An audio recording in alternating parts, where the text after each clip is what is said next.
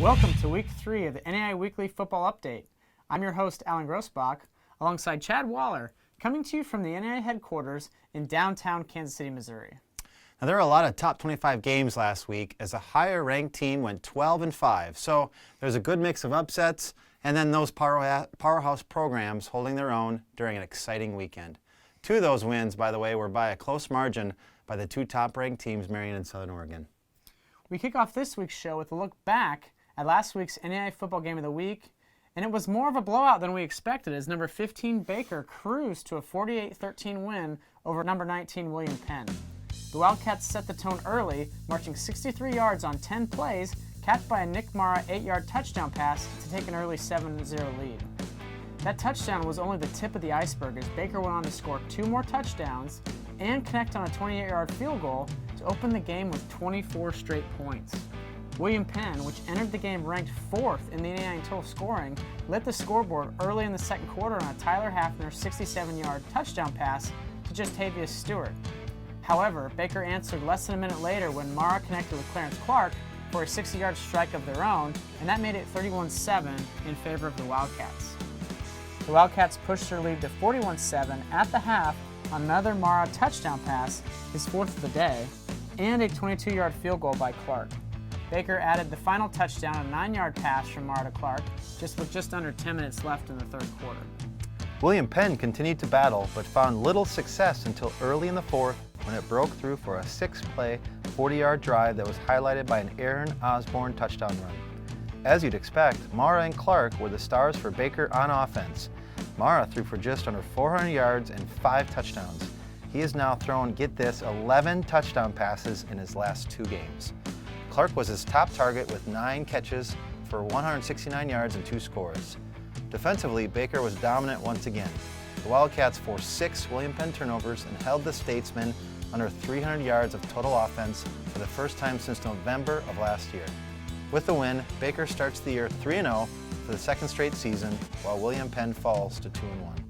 I thought it was important, but with a team like this and what they've been through the first 2 weeks, I didn't think it was going to be an easy 2-quarter game. You know, they've come back twice against 2 good football teams, so I figured it'd be a 60-minute game or plus, and that's what we told our team.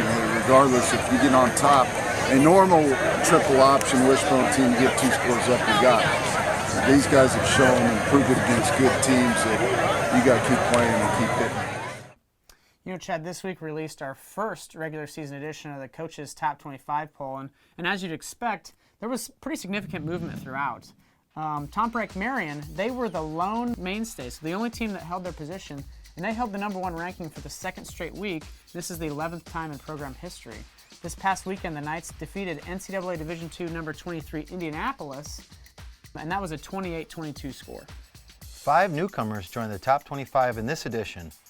Number 15, Montana Tech. Number 17, St. Francis out of Indiana. Number 19, Montana Western. Number 22, Dakota Wesleyan. And number 24, Reinhardt. Other major movement was Baker and Robert Morris jumping a poll-high 9 places, while Mid-America Nazarene suffered the farthest drop.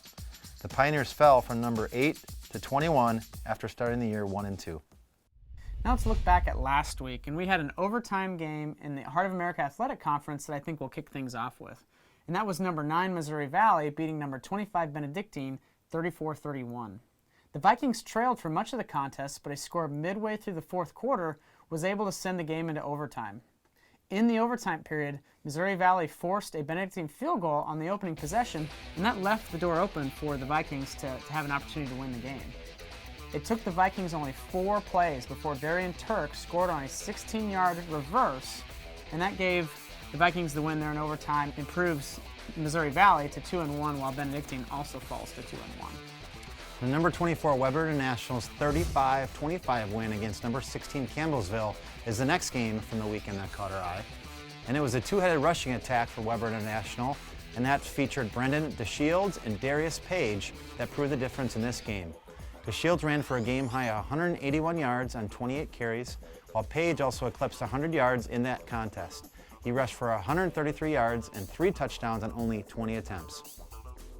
Now, that was a great early season win for for a Weber International team that is hoping to repeat as the Sun Conference champions and represent that league in the 2015 NAIA Football Championship Series, assuming they are ranked at the end of the year in the top 20.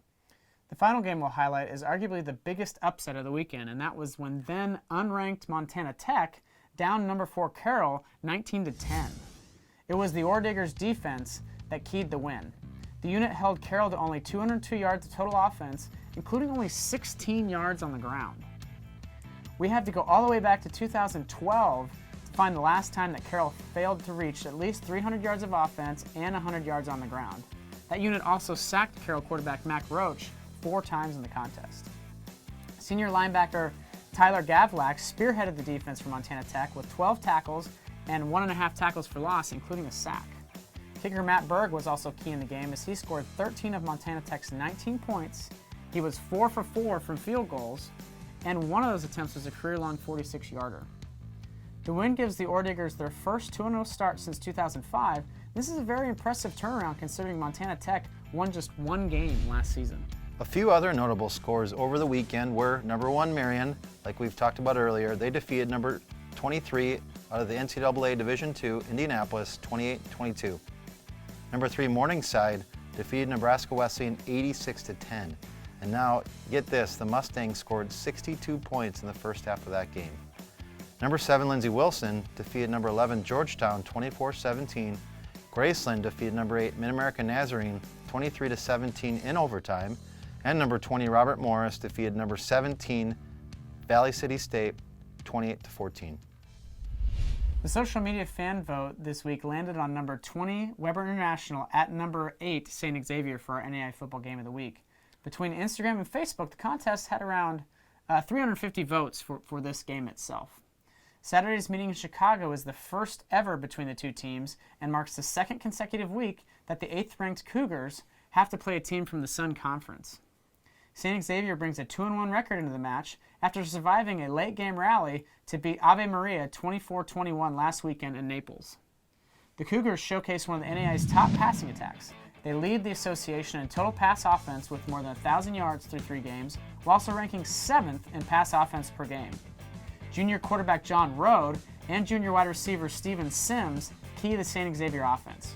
Rode is completing 60% of his passes and has thrown for nearly 1,000 yards in 3 starts.